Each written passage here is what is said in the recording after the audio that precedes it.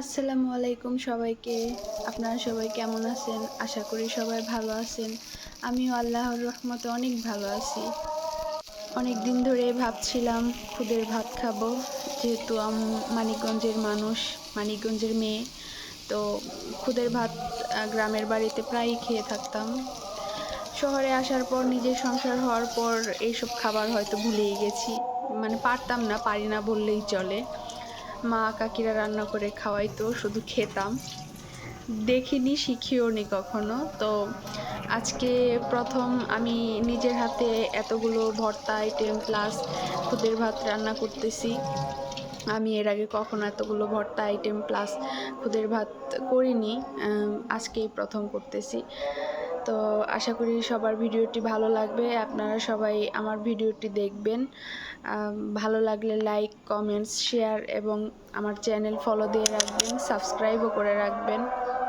তো আমি এখানে খুদের ভাত রান্না করার জন্য দেশি চালের খুদ নিয়েছি।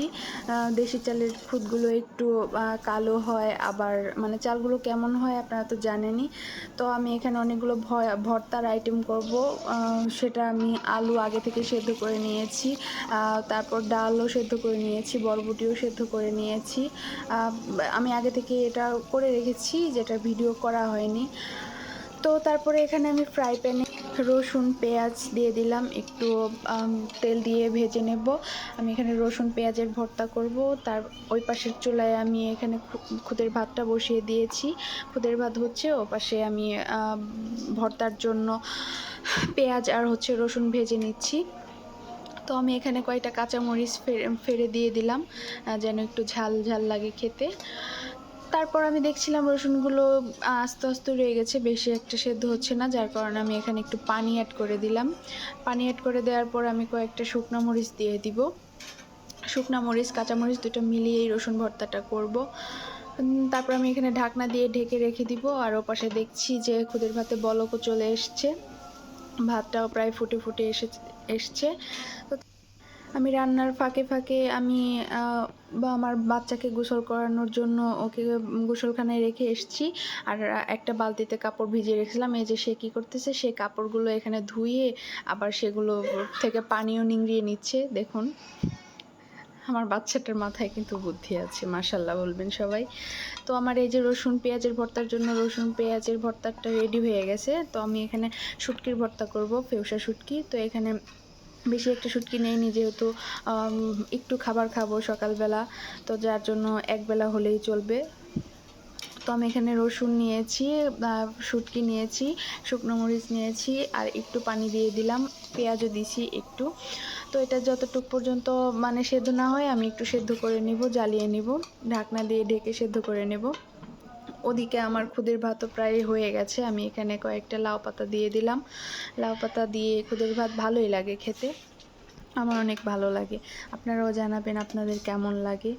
তো আজকের ভিডিওটি ভালো লাগলে সবাই অবশ্যই আমার ভিডিওটি দেখবেন এবং শেয়ার করবেন।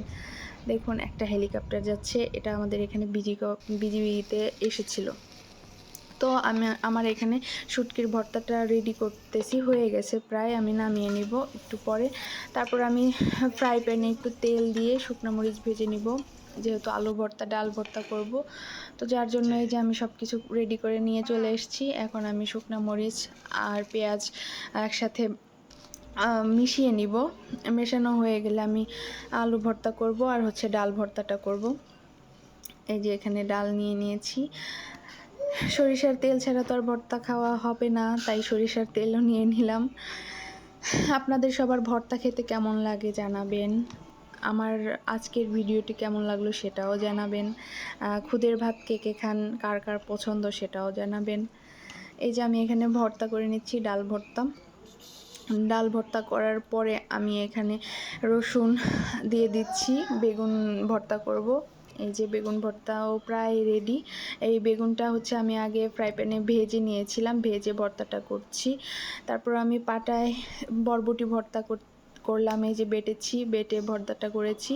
তারপর শুটকি ভর্তা করব, রসুন আর পেঁয়াজের ভর্তাটাও করব। সব কিছু আমি এক এক করে বাটনায় বেটে নিচ্ছি। তো এই যে আমার খাবার রেডি, এই যে আমার খুদের ভাত, এই যে ভর্তা। বাঙালিদের আবেগ বললেই চলে ভর্তা, খুদের ভাত বা ভর্তা ভাত। সবাই বলবেন কেমন লাগলো আজকের ভিডিওটি। আমার হাজব্যান্ড খাচ্ছে, ওকে খেতে দিয়েছি। বেবিকে ঘুম পাড়াচ্ছিলাম, আমি খাইনি, আমি পরে খেয়েছি।